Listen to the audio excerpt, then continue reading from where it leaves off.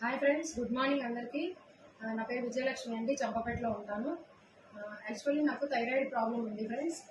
Vestige పరిచయం అవ్వక ముందు ఏంటంటే నాకు వైరల్ ఫీవర్ తోటి హాస్పిటలైజేషన్ అయ్యాను నేను.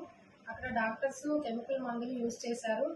అంటే వాళ్ళు ఏది సజెస్ట్ చేస్తే అదే వాడాలి కదా, అది వాడాను అనమాట. నా ప్రాబ్లం అయితే తగ్గింది.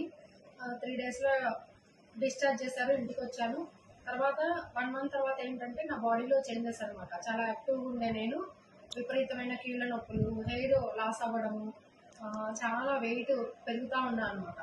సిమ్టమ్స్ ఇలా ఉన్నాయి కదా అని చెప్పి బ్లడ్ టెస్ట్ చేయించుకుంటే థైరాయిడ్ ప్రాబ్లం బయటపడింది అనమాట.